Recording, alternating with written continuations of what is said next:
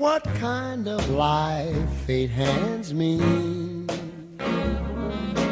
I'll get along without you now, it's plain to see. On commence par quoi? Le rugby? Du rugby, oui. Allez. On est à J-1 avant le début du tournoi Destination.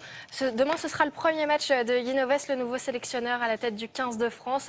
Les Bleus qui affronteront donc l'Italie. La composition est tombée hier. Regardez, il y a pas mal de petits nouveaux, des jeunes. Il y a 4 nouveaux pour débuter ce tournoi Destination. Le deuxième ligne, Paul Draziac. Le demi-mêlée, Sébastien Bézi. Jonathan Danty au centre. Virimi Vakatawa à l'aile. Le 15 de France a également un tout nouveau capitaine, Guilhem Guirado, le talonneur des Bleus.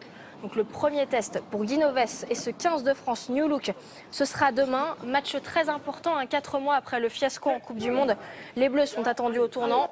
Ça commence demain, donc ce sera à suivre sur France 2 en direct à 15h25. Et je vous rappelle aussi qu'il y aura les filles, l'équipe de France féminine, qui jouera à 20h50. Ce sera à suivre sur France 4.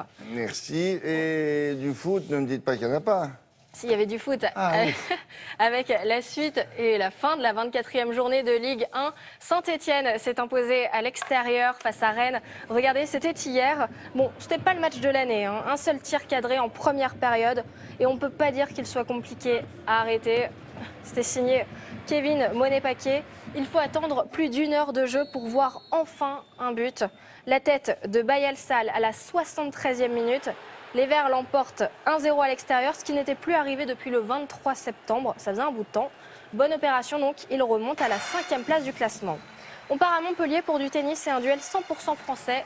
Paul-Henri Mathieu est qualifié pour les quarts de finale de l'Open Sud de France grâce à sa victoire sur son compatriote Benoît Paire. Sous les yeux de sa petite amie, la chanteuse Shaim, Benoît Paire n'a pas brillé à Montpellier lors du deuxième tour. Il est battu en 2-7, 1 heure et 8 minutes, 6-3, 6-3. Paul-Henri Mathieu ira donc en quart de finale. Il affrontera l'Australien John Millman, tombeur d'Edouard Roger Vasselin. Le Français s'est accroché, mais l'Australien, 78e joueur mondial, a été trop fort pour lui. Il s'incline en 3-7, 4-6, 6-1, 6-4. Autre élimination tricolore, celle de Gilles Simon après Gaël Monfils. Bah oui, Gilles Simon, tête de série numéro 3, s'est fait sortir d'entrée par l'Allemand Dustin Brown, 33e joueur mondial, 6-4, 6-4, et s'était plié au bout d'1 heure de jeu. Du biathlon, Martin Fourcade se balade au Canada. Il a remporté le sprint 10 km de Canmore hier. C'est son 6e succès de l'hiver. Il a été rapide sur les skis, impeccable au tir, auteur d'un sans faute. Il a fini l'épreuve avec plus de 15 secondes d'avance sur son premier poursuivant.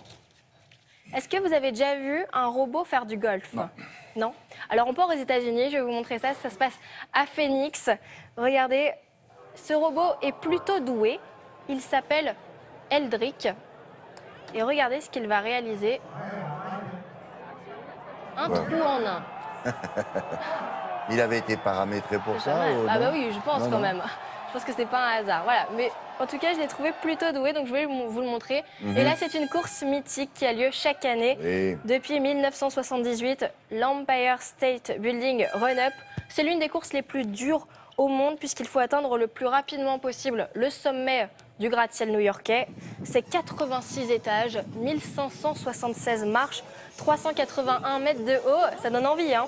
Il y avait environ 200 coureurs venus du monde entier et c'est un Australien de 41 ans, Darren Wilson, qui a atteint le sommet en 10 minutes et 36 secondes.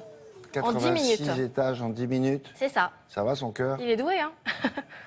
Bon, merci beaucoup. Émilie, à plus tard. On va à présent fêter la réouverture d'un des musées les plus réputés de France. C'est le musée Unterlinden. C'est à Colmar.